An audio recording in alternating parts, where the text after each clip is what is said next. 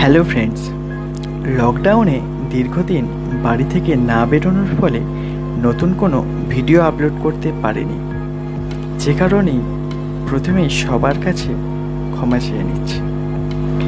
তাই আনলকে আজ চলে এসেছি রামরাজাতলার রাম মন্দিরে। রামরাজাতলার এই রাম মন্দিরটি খুবই জনপ্রিয় একটি রাম মন্দির। আর এই রাম মন্দিরের প্রবেশের সাথে সাথে আপনি দেখতে পাবেন আমাদের হনুমানজিকে।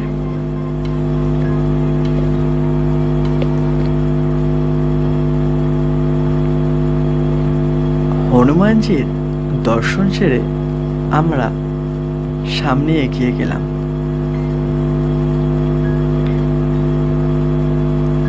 আর সামনে এগিয়ে যাবার সাথে সাথে আমরা রাম ঠাকুরেরও দর্শন পেয়ে গেলাম। তবে সেখানে শুধু রাম ঠাকুরও ছিলেন না, রাম, লক্ষ্মণ, সীতা ও আরও অন্যান্য দেবদেবী ওখানে উপস্থিত ছিলেন।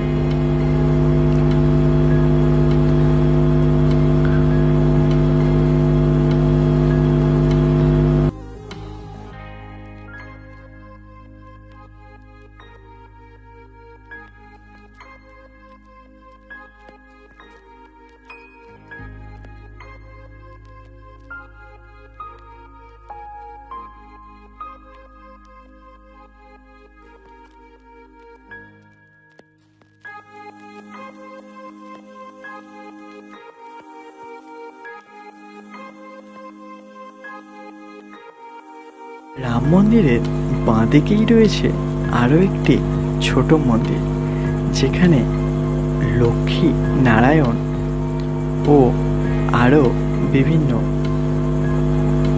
দেবদেবী রয়েছে।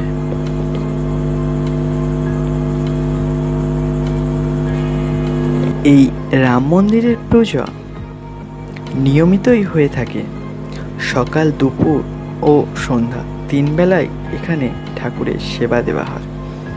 তবে আপনি যদি আসতে চান তাহলে আমি বলবো আপনারা সন্ধ্যাবেলা আসার জন্য, কারণ সন্ধ্যাবেলায় এখানে ঠাকুরের কাছে সন্ধ্যা আরতি হয়, যা দেখে আপনি মুগ্ধ হয়ে যাবেন। আর মন্দিরের সামনেই ঠাকুরের পুজো দেওয়ার জন্য ফুল ফল বিক্রি হচ্ছে, যেখান থেকে আপনি অতি সহজেই ক্রয় করে ঠাকুরের কাছে পুজো দিয়ে দিতে পারেন। তবে আজকের দিনটা সত্যি হয়তো আমার কাছে একটু লাকি বলবো এই কারণেই, ওখানে উপস্থিত হয়ে দেখলাম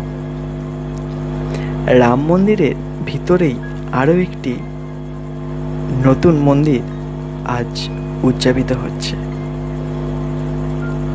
সেই মন্দিরে থাকবেন রাম, সীতা এবং তার ডান দিকে থাকবে মহাদেব শিব। এবং তো হয়ে গেলাম, আর দেরি না করে আপনারাও চলে আসুন এই নতুন রাম মন্দিরে।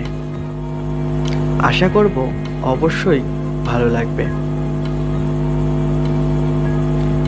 আর এরকম আরও নতুন নতুন ভিডিও পেতে ভ্রমণ কথা চ্যানেলটি এখনই আপনি সাবস্ক্রাইব করে নিন, সাথে পাশে আসা বেল আইকনটিও প্রেস করে নিন, যাতে পরবর্তী আরও ভালো ভালো ভিডিও আপলোড করলে সবার প্রথমে আপনি পেয়ে যান। ভিডিওটি ভালো লাগলে অবশ্যই একটি লাইক দিয়ে দেবেন। আর এই রাম মন্দিরে কিভাবে আসতে হবে তার বিবরণ আমি ডেসক্রিপশন বক্সে দিয়ে দেবো, ওখান থেকে দেখে নেবেন। পুরো ভিডিওটি দেখুন, আশা করি অবশ্যই ভালো লাগবে। ভিডিওটি কেমন লাগলো তা অবশ্যই কমেন্ট বক্সে জানাতে ভুলবেন না। তো চলুন বন্ধুরা, ভিডিওটি দেখে নিন এবং আপনারা ভালো থাকবেন, সুস্থ থাকবেন।